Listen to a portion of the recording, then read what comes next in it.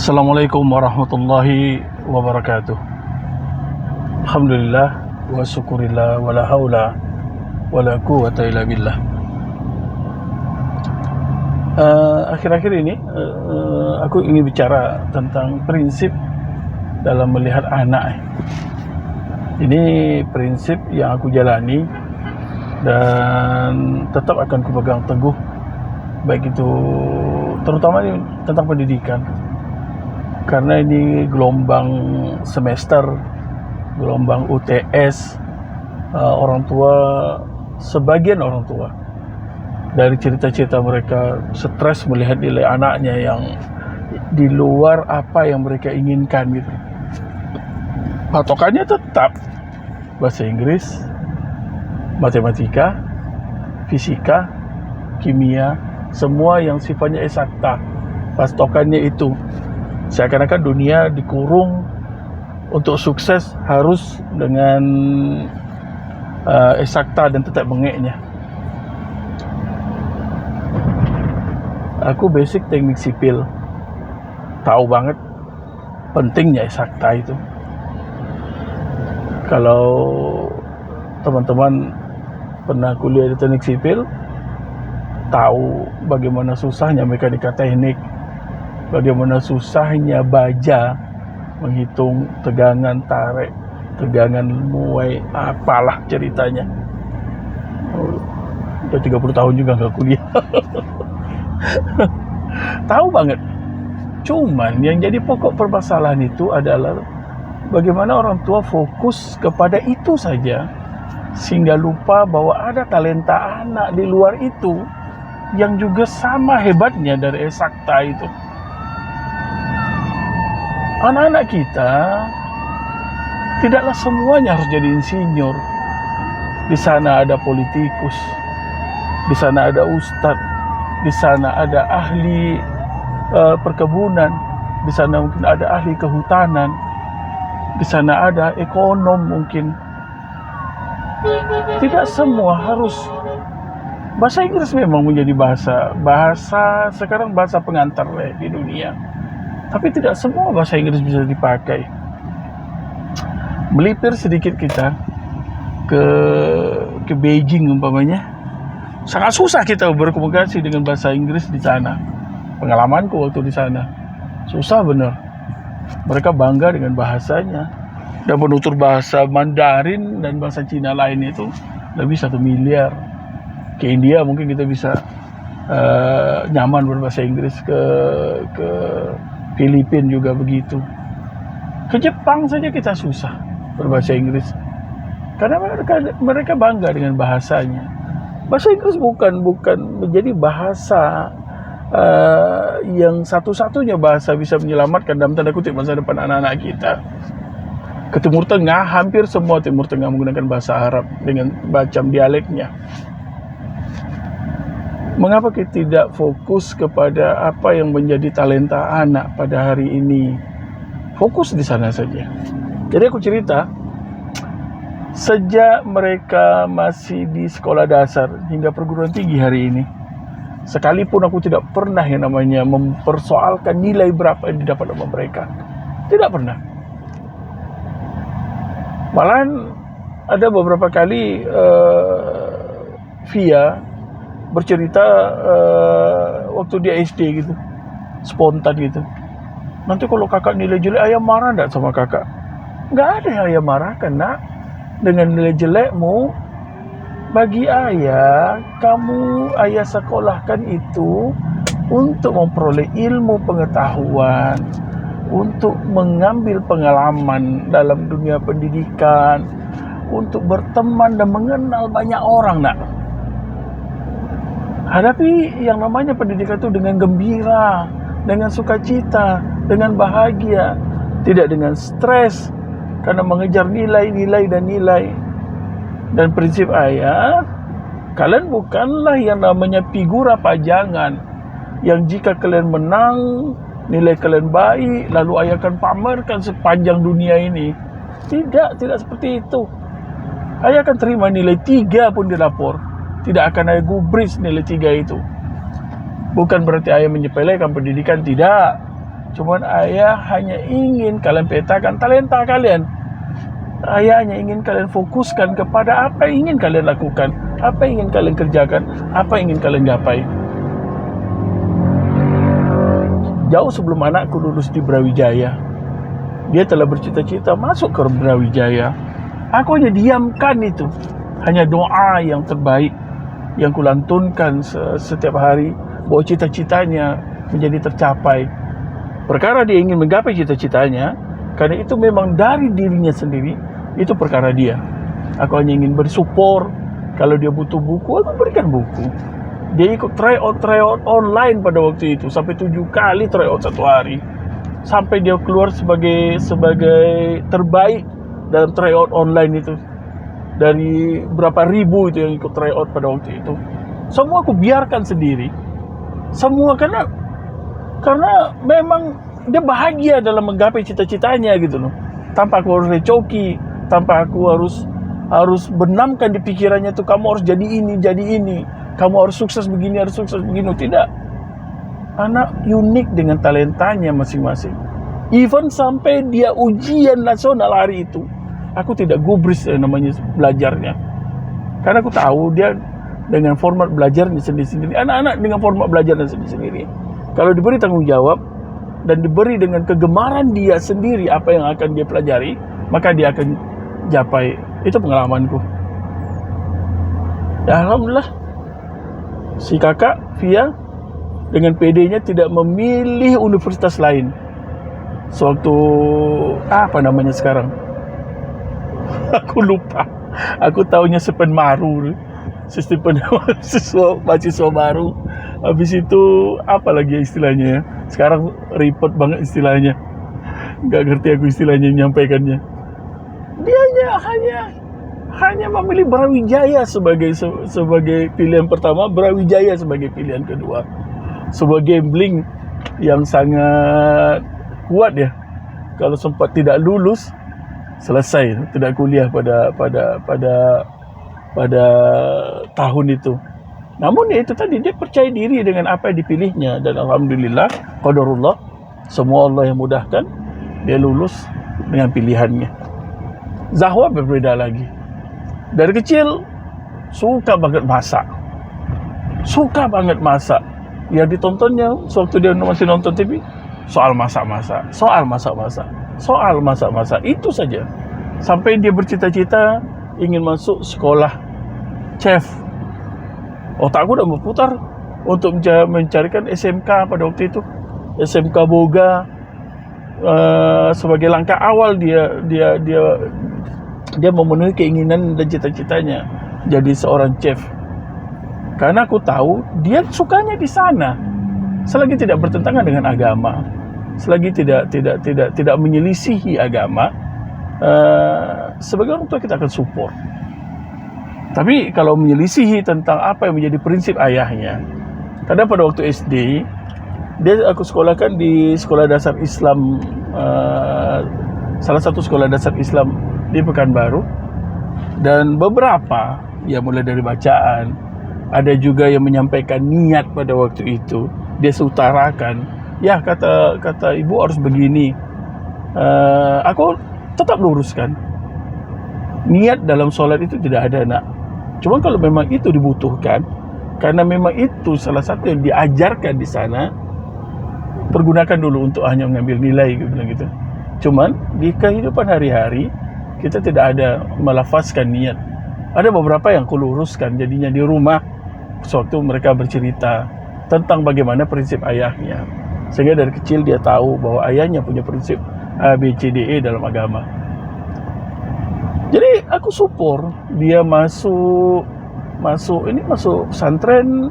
Tiba-tiba di kelas 3 SMP-nya dia bercerita, kelas 2 SMP dia bercerita, Bun, awak mau masuk pesantren saja, Allah, doa bundanya yang setiap hari berdoa adalah anaknya yang jadi wakil, yang jadi wakil nanti di akhirat sebagai penghafal Al-Quran, sepertinya menemui titik terang pada waktu itu.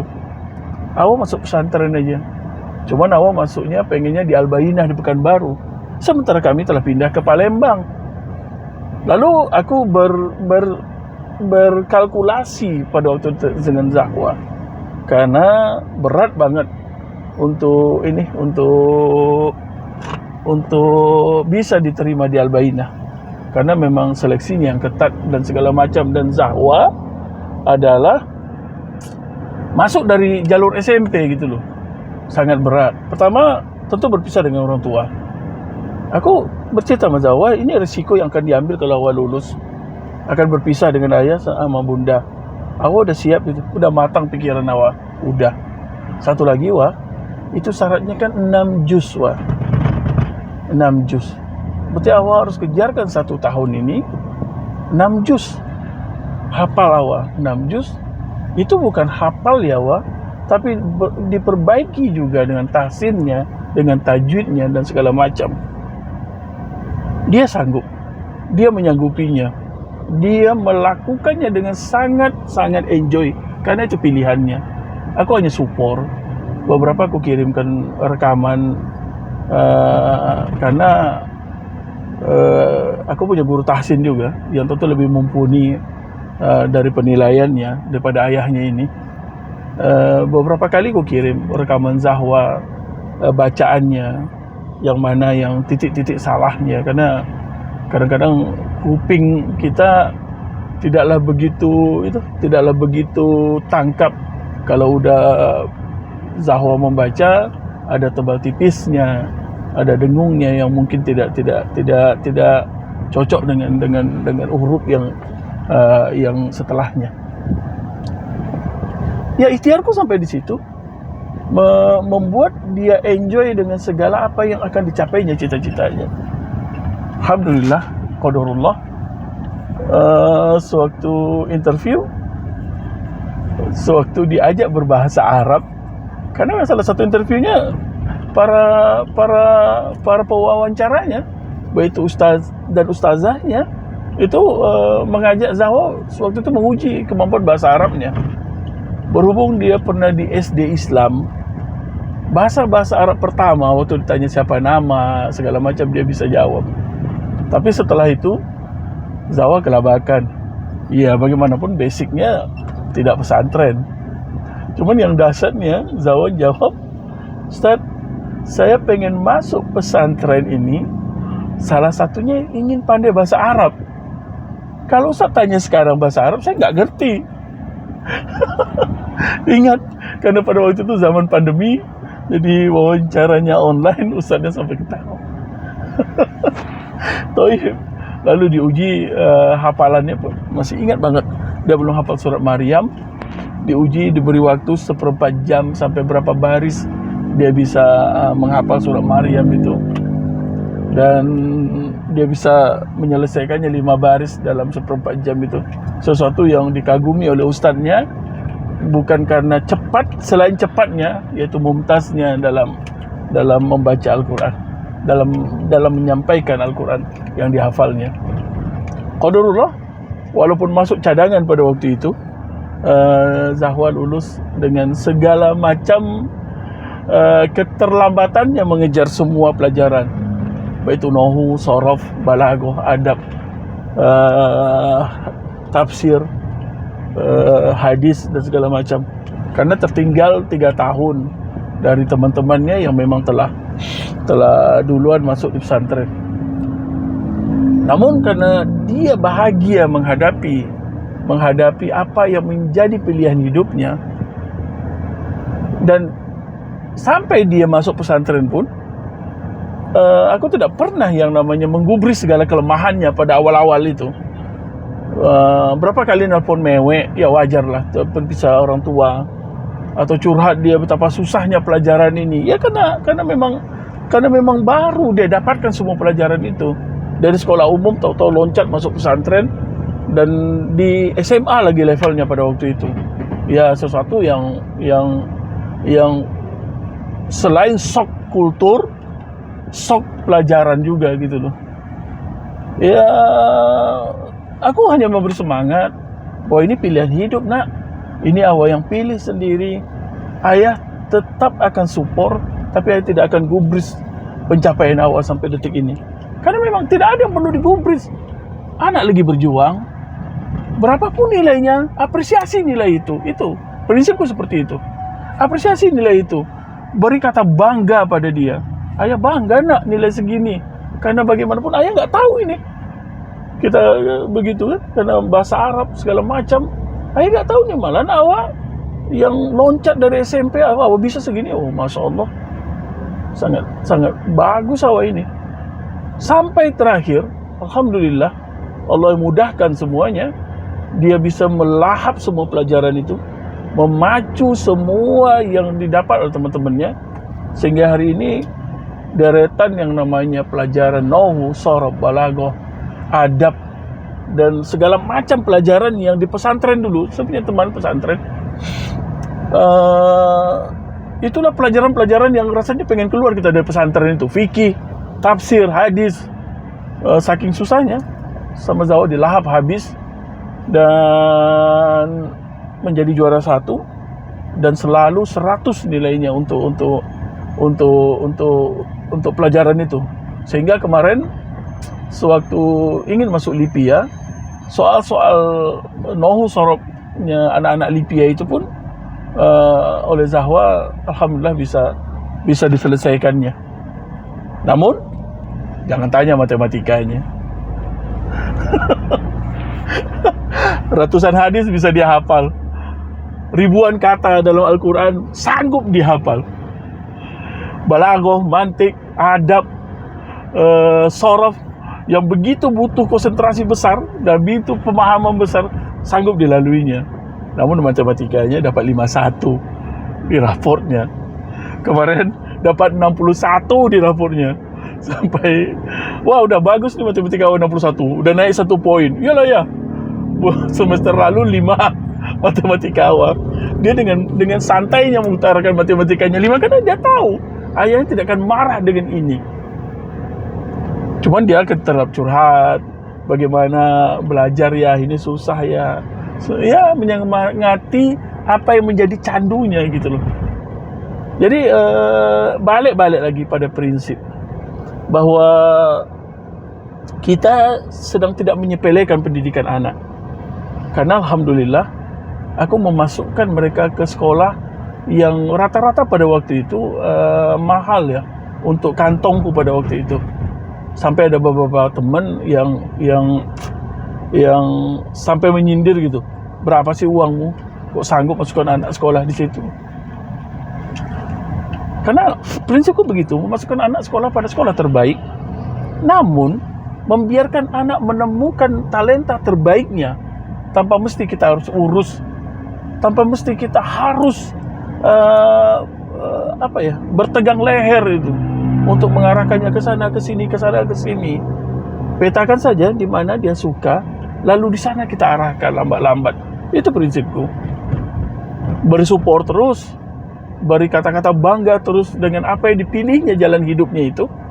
Tahu-tahu memang ya namanya perjalanan, tentu ada futurnya di dalam itu. Beri support terus, kan ini pilihan dia. Jangan pernah diganggu yang namanya konsentrasinya itu dengan merecokinya dengan nilai-nilai dan nilai-nilai. Beri support, bangga dengan dia, terangkan bahwa ini adalah pilihannya. Ayah bangga dengan apapun sampai titik ini kakak dan adik capai. Itu saja yang kulakukan gitu loh. Mereka bahagia dengan apa yang mereka jalani. Lalu dia tahu prinsip ayahnya yang akan tetap keras dalam mendidiknya, cuma akan lembut dalam melihat hasil yang dijalaninya. Hari ini aku tidak habis pikir dengan beberapa orang yang memaksa anaknya masuk kedokteran. Seakan-akan pintu sukses itu berada di fakultas kedokteran, sementara anaknya sendiri terseok-seok, dileskanlah, dikursuskanlah, diapakanlah semuanya. Pulang sekolah diantar lagi ke tempat kursus, pulang sekolah diantar lagi ke tempat les, pulang dari tempat les ini diantar lagi. Anak-anak pulang jam 9 memaksakan demi egonya. Terkadang kita hanya memaksakan ego kita kepada anak kita karena ketidakmampuan kita pada saat itu. Terkadang kita selalu sangat-sangat, kalau aku boleh bilang, memaksakan anak-anak kita menempuh cita-cita yang sebenarnya cita-cita itu cita-cita kita bikin sendiri, bukan cita-cita yang mereka ingin dapatkan. Menjadi dokter, menjadi insinyur, menjadi ahli apalah di teknik ini, berputar berkelindan di sana saja, menjadi tentara, masuk akademi militer, berputar berkelindan di sana saja. Sementara anak-anak terkadang tidak di sana cita-citanya, tidak di sana talentanya, tidak di sana keinginannya. Terkadang tanpa kita sadari, kita masukkan ego kita yang menjadi cita-cita kita, menjadi cita-cita anak-anak kita. Lalu kita paksa mereka mengikutinya. Ini pendapat pribadi. Mana aku lihat anakku bahagia menjalani apapun. Ada beberapa yang kita keras soal agama, soal prinsip ayahnya, aku akan keras, tidak bisa ditekuk sama sekali. Bagaimana aku selalu repetkan anakku, tidak boleh pacaran lah, tidak boleh inilah, tidak boleh inilah. Setiap dalam perjalanan, setiap jumpanya ada beberapa prinsip juga yang memang tidak akan bisa ditekuk, luruskan gitu loh. Karena itu menjadi prinsip yang tidak bisa ditawar. Cuman dalam urusan dunia, selagi mereka bahagia menjalaninya, selagi tidak ada pelanggaran syariat di dalamnya, aku akan support habis-habisan. Namun perjalanan biar mereka yang pilih, kita hanya memberi dukungan. Sewaktu dia futur, kita beri mereka dukungan, beri semangat. Sewaktu nilainya rendah pada waktu itu, kita hanya mengucapkan bangga kepada apa yang dia terima, apa yang dia dapat, sehingga dia bisa memperbaikinya sendiri melalui kesadaran dirinya. Karena inilah pilihan hidupnya, karena inilah pilihan yang ingin dijalaninya, karena inilah cita-cita yang ingin digapainya. Wallahu a'lam bishawab. Assalamualaikum warahmatullahi wabarakatuh.